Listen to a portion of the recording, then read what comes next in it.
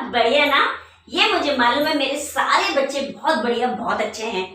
अब हमको मालूम है कि हमारा 2024 का नीट का पेपर तो हो गया और उसमें एक बहुत बड़ा स्कैम भी हुआ है। अब हम जो तैयारी करेंगे बच्चों, वो हम नेक्स्ट ईयर के लिए करेंगे, यानी 2025 के लिए। और ये जो 2025 है, इसमें हमको फिर से हमारा वही टारगेट चाहिए। And what was the target? It is to get the 360 marks in our hand. मैंने आपको 2024 का 360 मार्क्स का टारगेट दिया था। अब मुझे 2025 का भी 360 मार्क्स का टारगेट चाहिए। तो इस 360 मार्क्स के लिए हम बिल्कुल फाइट करेंगे और इस फाइटिंग में हम जरूर सक्सेस होंगे। और एक चीज, इस फाइटिंग में हम किसी का नुकसान नहीं करने वाले हैं। क्यों? क्योंकि हम हेल्दी फाइटिंग करेंगे, हम फ्रेंडशिप वाली फाइटिंग करेंगे। ओके, तो चलिए, आज इस बोर्ड पे मैंने अभी तक कुछ भी नहीं लिखा है। मैं आज से आपको बायोलॉजिकल क्लासिफिकेशन यानी 11th क्लास का जो सेकंड चैप्टर है वो पढ़ाने वाली हूँ। और ये जो चैप्टर है ना बच्चों, ये बहुत ही अच्छा चैप्टर है। इसमें आपको पता चलेगा कि कौन कौन से साइंटिस्ट ने तो बेसिकली लिविंग ऑर्गेनिजम्स के बारे में बताया। हम जो बेसिकली आज पढ़ने जा रहे हैं वो बायोलॉजिकल क्लासिफिकेशन, यानी ये क्लासिफिकेशन किसने दिया, क्यों दिया और इसकी नीड क्या पड़ी, ये भी हम पढ़ेंगे। और कौन इसको देने वाला है वो भी पढ़ेंगे। तो लेट्स स्टार्ट, आइए मेरे साथ। सबसे पहले तो मैं हेडिंग डाल देती हूँ, बायोलॉजिकल क्लासिफिकेशन। स्लो पढ़ेंगे, बिल्कुल जल्दी नहीं भागेंगे, क्योंकि चैप्टर में बहुत सारी इंपॉर्टेंट चीजें भी हैं और वो इंपॉर्टेंट चीजें पढ़ने के लिए हमको पूरी तरीके से इस पे ध्यान देना पड़ेगा। ठीक है। जब ये बायोलॉजिकल क्लासिफिकेशन हम स्टार्ट कर रहे हैं तो सबसे पहले तो हमको साइंटिस्ट के बारे में पढ़ना पड़ेगा। 3 main scientist, Aristotle, Linnaeus and Whittaker. Got it? कौन से 3 मेन साइंटिस्ट हैं बच्चों? Aristotle, Linnaeus and the Whittaker. बीच में एक और आएगा जिसको हम 6 किंगडम क्लासिफिकेशन कहेंगे, जो बेसिकली कार्ल रूज ने दिया है। Got it? जो आपकी एनसीईआरटी में दिया है वो 3 के बारे में ही मेन एक्सप्लेनेशन है। पहले हम वो पढ़ेंगे, फिर चौथी भी पढ़ लेंगे। कोई डर की ही बात नहीं है। Got it? चलिए, सबसे पहले जो फर्स्ट साइंटिस्ट थे उनका नाम था एरिस्टोटल। क्या नाम था? एरिस्टोटल। Got it? इनको 2 अवार्ड मिले। कितने अवार्ड मिले? 2 अवार्ड। एक में इन्हें बोला फादर ऑफ बायोलॉजी। क्या बोला? Father of biology.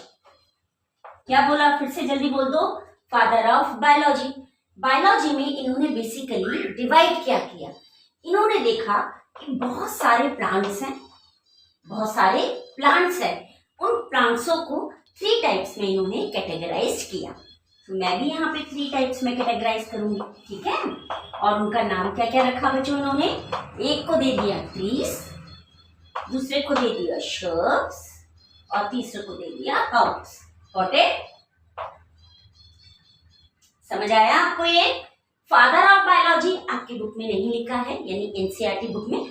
ये मैंने आपको एक्स्ट्रा दिया कि इनको एरिस्टोटल को क्या बोला? Father of biology.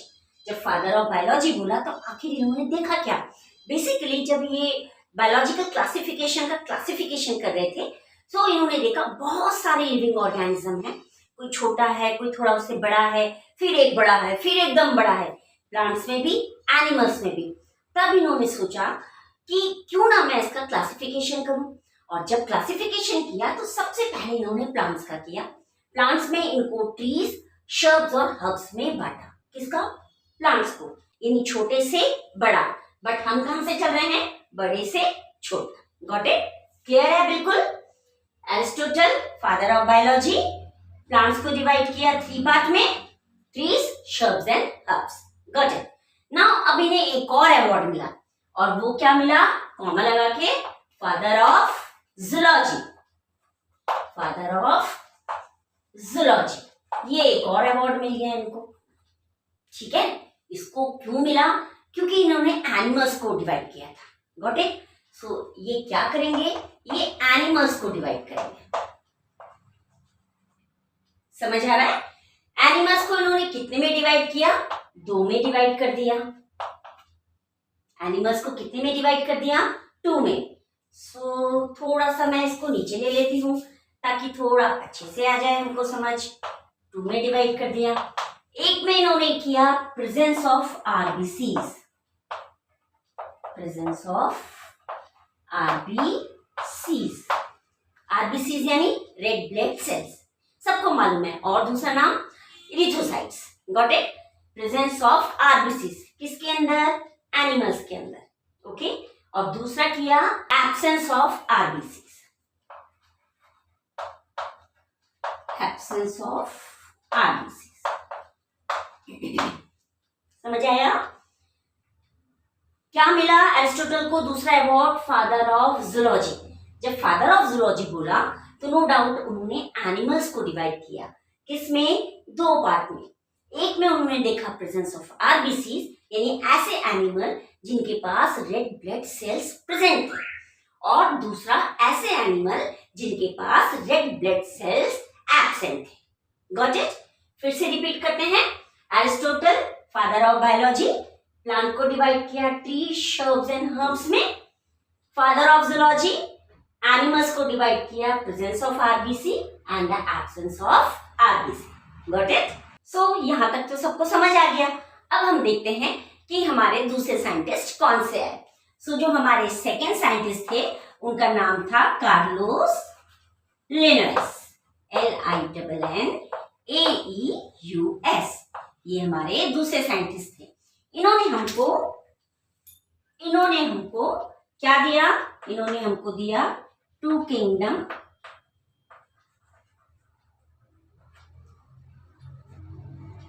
System of classification,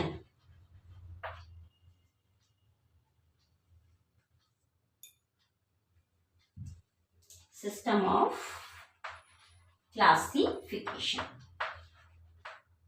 ये यहां से अलग है, ठीक है। क्लासिफिकेशन क्या दिया बच्चों?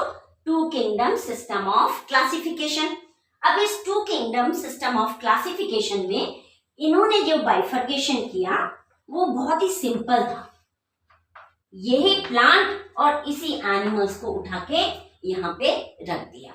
सो एक तरफ उन्होंने नाम दे दिया प्लांटी और दूसरी तरफ दे दिया एनिमेलिया, एनिमेलिया। Got it?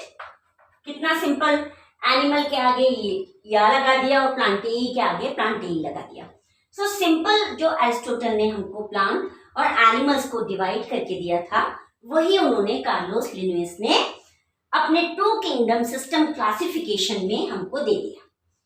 क्या दिया? प्लांटेई and animalia.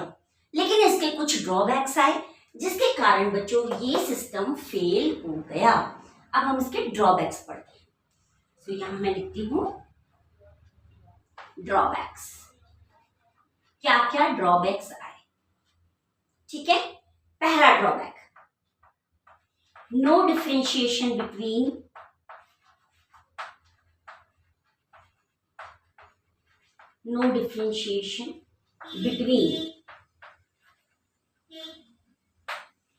Prokaryotic and eukaryotic,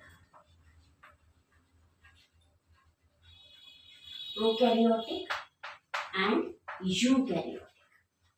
clear? इसके बीच में इन्होंने डिफरेंशिएशन नहीं बताया। ये था इनका ए, देन बी था no differentiation between unicellular and multicellular. तो यहां पे मैं लिख दूं यूनिसेलुलर एंड मल्टीसेलुलर।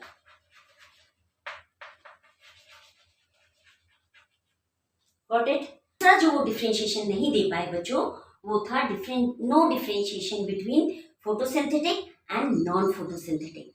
फोटोसिंथेटिक में ग्रीन एल्गी आ जाएगा, नॉन फोटोसिंथेटिक में फंजाई आ जाएगा।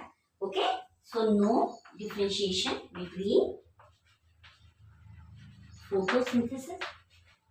फोटोसिंथेटिक जिसमें आपका ग्रीन एल्गी आएगा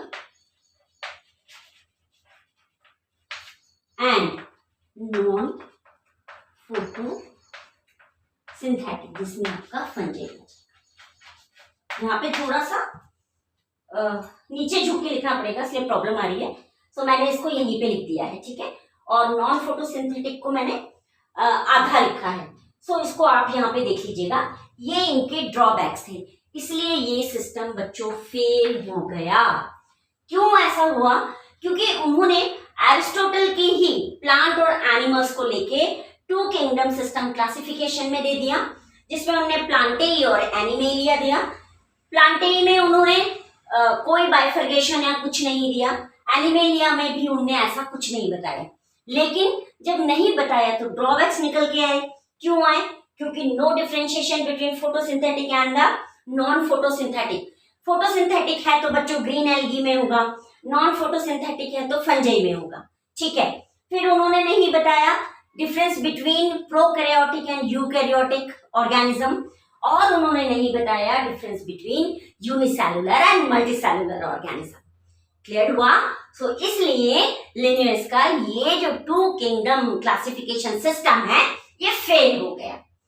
सो क्लियर है आपको ये सारा? कितने अच्छी तरीके से मैंने आपको डिफरेंशिएट करके एक एक चीज समझाई है। नोट्स के फॉर्म में भी है, आपको मेरे नोट्स चाहिए हो तो मुझे डायरेक्ट मैसेज कर सकते हैं, मेरी लिंक यूट्यूब पे हमेशा रहती है। ओके, तो चलिए मैं इसको रब करती हूँ और 2 मिनट के अंदर वापस आती हूँ। चलिए बच्चों, अब हम थर्ड साइंटिस्ट देख लेते हैं कि उन्होंने हमको क्या दिया। सो जो हमारे थर्ड साइंटिस्ट थे उनका नाम था R.H. Whittaker. R.H. Whittaker, got it? और कौन से ईयर में थे ये? 1969, गॉट इट? R.H. व्हिटेकर 1969। इन्होंने जब ऐसे क्लासिफिकेशन देखे तो इन्होंने हमको 5 किंगडम सिस्टम ऑफ क्लासिफिकेशन दिया। सो इन्होंने बच्चों हमको क्या दिया? 5 kingdom system of classification, got it? क्या दिया? 5 kingdom system of classification. Aristotle ने हमको क्या दिया? प्लांटेई, एनिमेलिया। प्लांट को डिवाइड किया 3 में, ट्रीज, शर्ब्स, हर्ब्स। एनिमल्स को डिवाइड किया presence of RBCs, absence of RBCs, got it? और उनको क्या 2 अवार्ड मिले? Father of biology and father of zoology. Very good. दूसरे आए लिनेस। लिनेस ने हमको क्या दिया?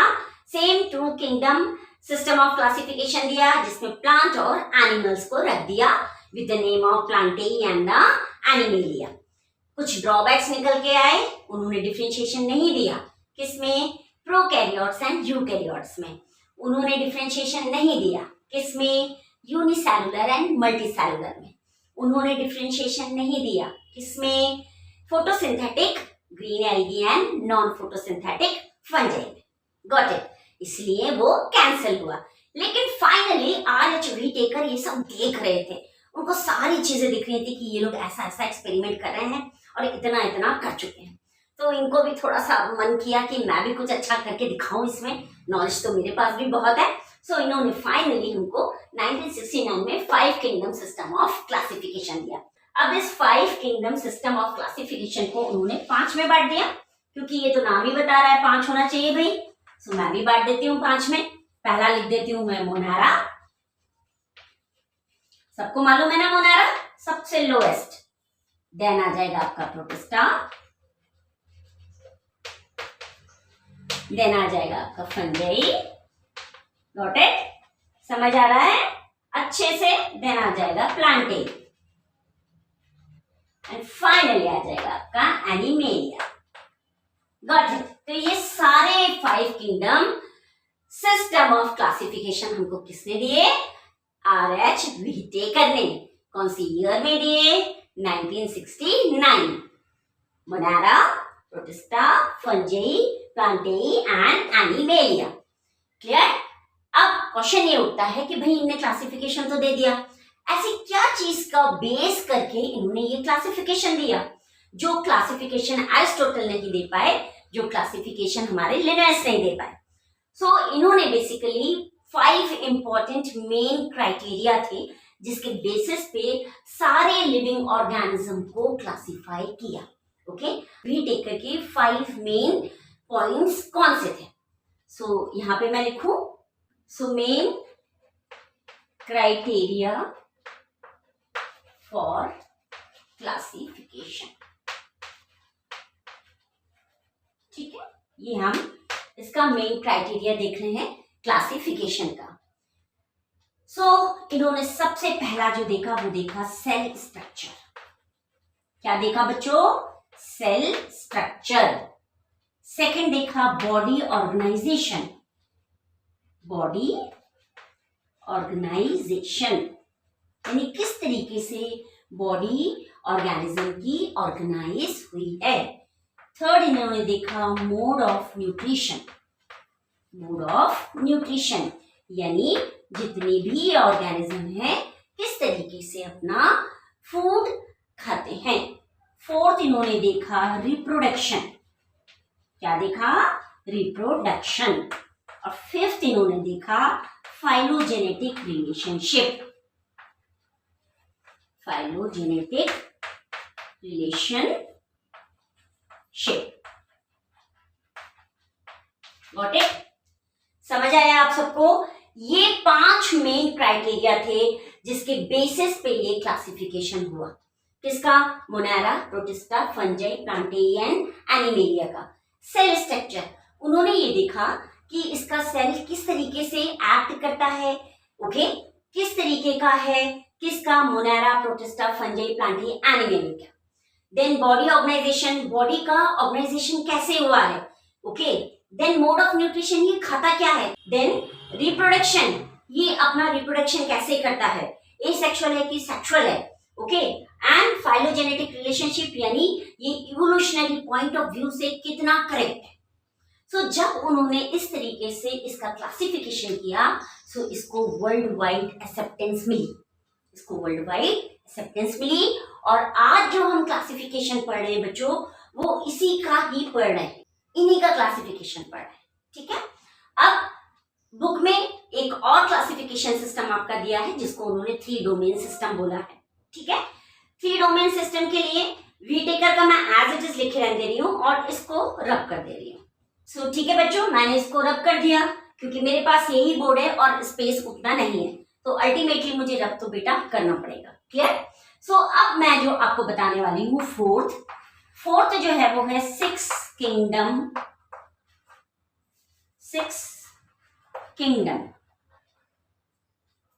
System of classification. System of classification. ठीक है, इसको किसने दिया था? इसको कार्ल वूज ने दिया था। इन्होंने दिया था कार्ल वूज। कार्ल वूज ने दिया था। ओके, इन्होंने क्या बोला? इन्होंने जो हमको 6 किंगडम सिस्टम ऑफ क्लासिफिकेशन दिया, बट वो थोड़ा सा अलग वे में दिया। कैसे? क्योंकि इन्होंने हमको 3 डोमेन सिस्टम दिया। 3 डोमेन सिस्टम ये इन्होंने हमको दिया। इस 3 डोमेन सिस्टम को जब इन्होंने डिवाइड किया फाइनली इन्होंने हमको इसको बोला कि ये 6 किंगडम सिस्टम ऑफ क्लासिफिकेशन। अब इन्होंने किया क्या? ये 3 डोमेन सिस्टम जो है इसको मैं 3 में डिवाइड कर देती हूँ। ये देखिए, जादू मिलेगा आपको यहाँ पे। वेट करिए कि कितने अच्छी तरीके से इन्होंने डिवाइड किया है। ओके, इस तरीके से मैं यहाँ पे लिख देती हूँ फर्स्ट सिस्टम। डोमेन है ना 3 डोमेन, यहाँ पे सेकेंड सिस्टम और यहाँ पे लिख देती हूँ थर्ड सिस्टम। Got it? मैंने 3 डोमेन सिस्टम को 3 में डिवाइड कर दिया। अब क्वेश्चन ये उठता है कि इन्होंने किया क्या। इन्होंने बेसिकली जो ये मोनेरा थी जिसको R.H. व्हीटेकर ने एक अलग ग्रुप दिया था, उसको इन्होंने किन्ने? कार्ल वूज ने 3 डोमेन सिस्टम में दोनों डोमेन को दे दिया। यानी ये जो फर्स्ट और सेकंड है इसमें मोनेरा रख दिया। क्लियर? पहला और दूसरे डोमेन को मोनेरा दे दिया। मोनेरा क्या है हमारा? प्रोकैरियोट्स। हम ये बोल सकते हैं कि 3 डोमेन सिस्टम में कार्ल वूज ने 3 में से जो 2 सिस्टम है, ये पहला और दूसरा, इन दोनों सिस्टम पे उन्होंने मोनेरा रख दिया। ओके, और रिमेनिंग जितने ये यूकैरियोट्स बचे आपके, ये सारे प्रोटिस्टा, फंजाई, प्लांटेरियन, एनिमेलिया, इन सब के सबको इस थर्ड सिस्टम में रख दिया। सो ये प्रोकैरियोटिक 2 सिस्टम और ये यूकैरियोटिक। समझ आ गया? क्या किया इन्होंने एक जादू कर दिया, और ये जो जादू था, ये जादू बेसिकली कार्ल वूज ने किया था, और इसी सिस्टम को उन्होंने 6 किंगडम सिस्टम ऑफ क्लासिफिकेशन बोला। क्लियर? सो इन्होंने क्या किया बच्चों, कार्ल वूज ने क्या किया? कार्ल वूज ने बेसिकली एक 3 डोमेन सिस्टम दिया हमको। इस 3 डोमेन सिस्टम में इन्हें 3 पार्ट बताए, first, second and third. Got it? कितने हैं? First, second and third. In first, second, third system में से जो ये 2 सिस्टम है, इनमें तो इन्होंने केवल और केवल मोनारा रख दिया, जिसको इन्होंने प्रोकैरियोट्स बोला। यानी फर्स्ट और 2 सिस्टम को मोनारा प्रोकैरियोट्स बोला। और बाकी जितने भी यूकैरियोटिक थे, कौन कौन से? Protista, Fungi, Plantae and animalia, इन सब के सबको थर्ड सिस्टम में रख दिया, यूकैरियोट्स में। Got it? समझ आया आपको? ये 6 किंगडम सिस्टम ऑफ क्लासिफिकेशन किसने दिया था? कार्ल वूज ने। क्या दिया था? 3 डोमेन सिस्टम। फर्स्ट और सेकंड डोमेन को तो इन्होंने मोनारा दे दिया, ठीक है, और बाकी जितने भी यूकैरियोट्स थे उनको थर्ड में रख दिया। क्लियर? सो देख लीजिए आप जल्दी से ये भी अच्छे से। मैं फिर से रब करती हूँ। और जो लास्ट पैरा है, जो सबसे कॉम्प्लिकेटेड पैरा है, क्यों कॉम्प्लिकेटेड है? क्योंकि ये क्लासिफिकेशन किस बेसिस पे RH व्हिटेकर ने किया और अर्लियर क्लासिफिकेशन क्या था, वो भी हम इसी में अभी पढ़ने वाले हैं। चलिए बच्चों, अब हम अर्लियर क्लासिफिकेशन के अकॉर्डिंग भी जरा इसको पढ़ लेते हैं। सो मैं यहाँ पे लिख दूं अर्लियर क्लासिफिकेशन, अर्लियर क्लासिफिकेशन, ठीक है। तो बच्चों, अर्लियर क्लासिफिकेशन के अकॉर्डिंग जो साइंटिस्ट हैं उन्होंने बहुत सारे लिविंग ऑर्गेनिज्म को एक साथ रख दिया। देखते हैं वो लिविंग ऑर्गेनिज्म कौन कौन से थे। वो लिविंग ऑर्गेनिज्म थे हमारे, वेट अ मिनट, मैं इसको जरा डिवाइड कर दूं। सो पहला था हमारा बैक्टीरिया, मालूम है ना सबको। देन ब्लू ग्रीन एल्गी,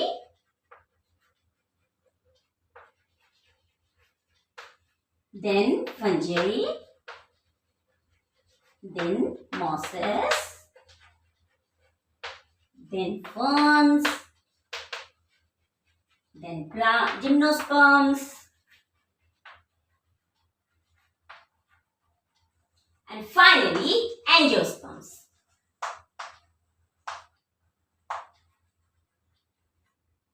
ठीक है, ये जितने भी सारे लिविंग ऑर्गेनिज्म थे सबके सबको उन्होंने एक साथ रख दिए। जैसे ये आपको मालूम है प्रोकैरियोट्स है, ये भी आपको मालूम है प्रोकैरियोट्स है, ये आपको मालूम है यूकैरियोट्स है, यूकैरियोट्स है, यूकैरियोट्स है, यूकैरियोट्स है, और ये भी यूकैरियोट्स है।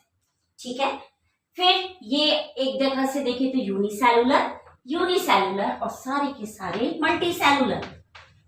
सो क्या चीज निकल के आ रही है कि भाई जो अर्लियर क्लासिफिकेशन था उसने तो सबके सबको एक साथ रख दिया, कोई डिफरेंशिएशन ही नहीं बताया।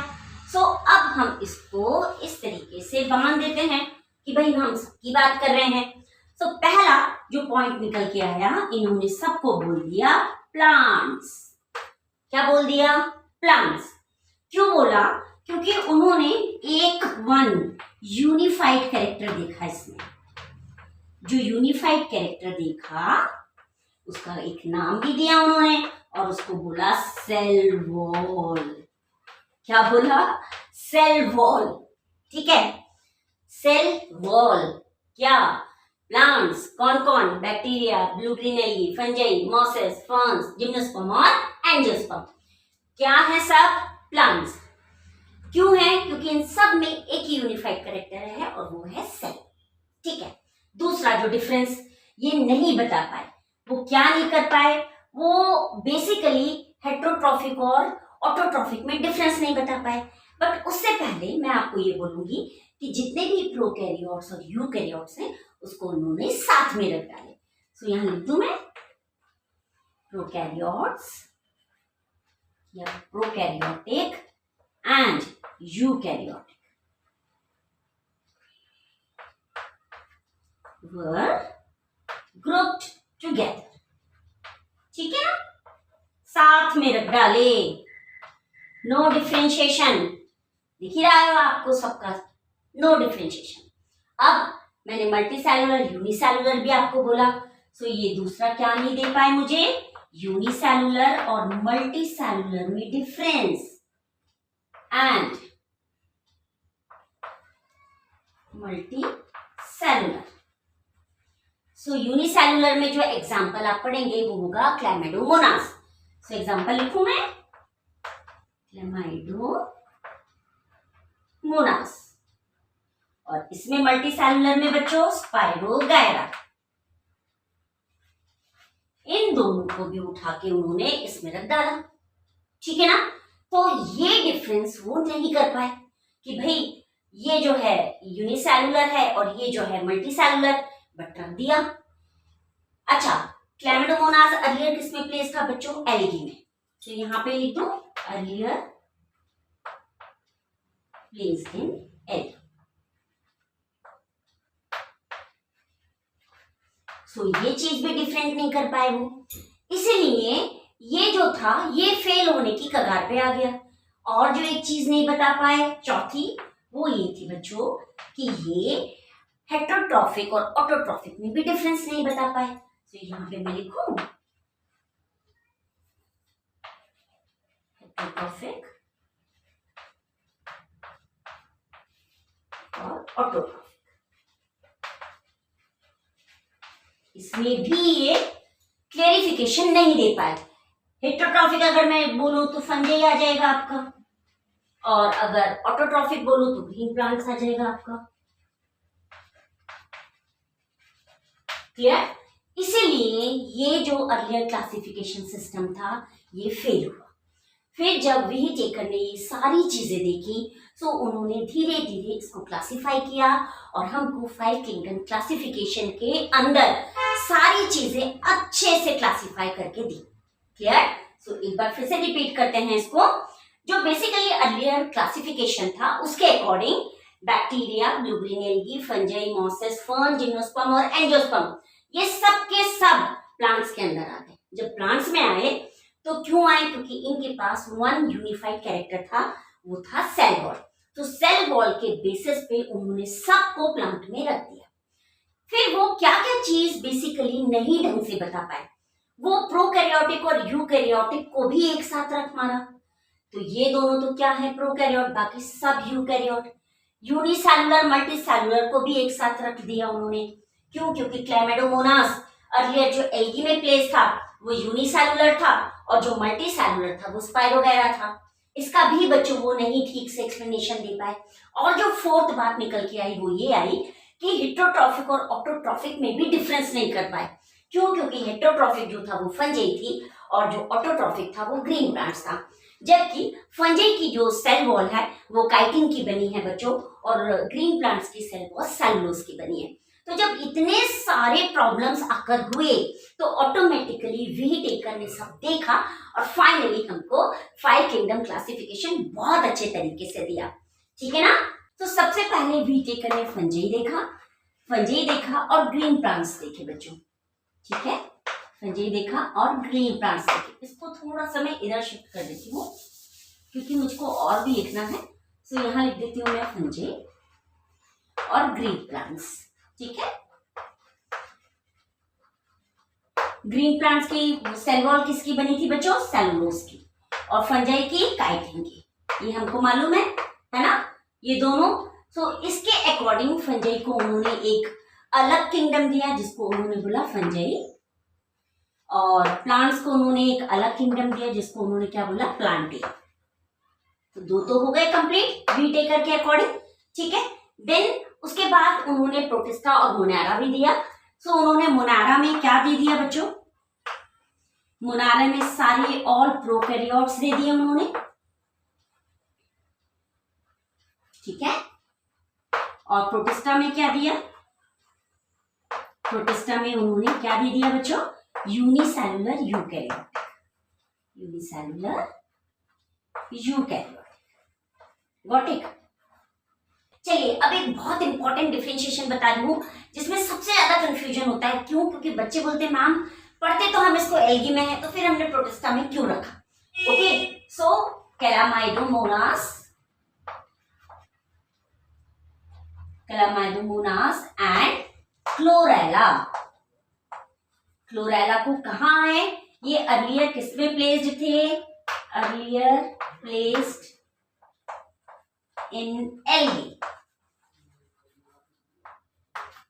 किसमें प्लेस्ड थे, एल्गी में। किसमें रख दिया, प्रोटिस्टा में, गॉट इट। और पैरामेशियम प्लस अमीबा किसमें प्लेस्ड थे बच्चों, ये एनिमल किंगडम में।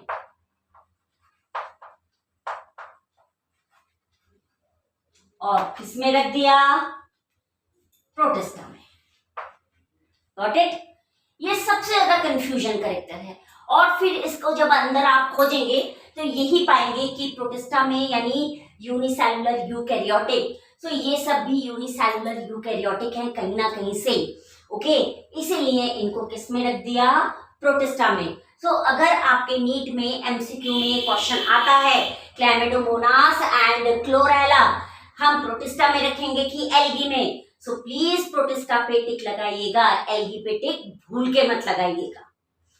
अब आप क्वेश्चन करेंगे मैडम प्लांट किंगडम में जो पहला पैराग्राफ है जिसमें एक्सप्लेनेशन है उसमें तो क्लोरेला को वहां रखा है और हमको पढ़ के भी बताया है, भूल जाइए सब। वो खुद बोल रही है वो कि earlier they were placed in algae but now they are in protista, clear. Paramecium amoeba earlier they were placed in animal kingdom but now in protista, तो हमको किस पे टिक लगाना है, प्रोटिस्टा। इसको गांठ बांध लीजिए बिल्कुल, क्लियर। सो ये था बच्चों पूरा क्लासिफिकेशन यानी बायोलॉजिकल क्लासिफिकेशन का एक्सप्लेनेशन। ये छोटा सा एक्सप्लेनेशन है जो बहुत ही कॉम्प्लिकेटेड है और जिसको पढ़ने में सबकी नानी याद आती है। इसके बाद हम एक चार्ट पढ़ेंगे जो बहुत ही इंपॉर्टेंट है और वो अगर हमें नीट क्लियर करना है तो हमारे दिमाग में छप जाना चाहिए। तो उसके लिए मेरी नेक्स्ट क्लास में वो मैं पढ़ाऊंगी, तब तक के लिए आप ये याद करिए। तो प्लीज मेरे चैनल को लाइक करें, शेयर करें, सब्सक्राइब करें और मोटिवेशन देना बिल्कुल ना भूलें। Thank you and have a nice day.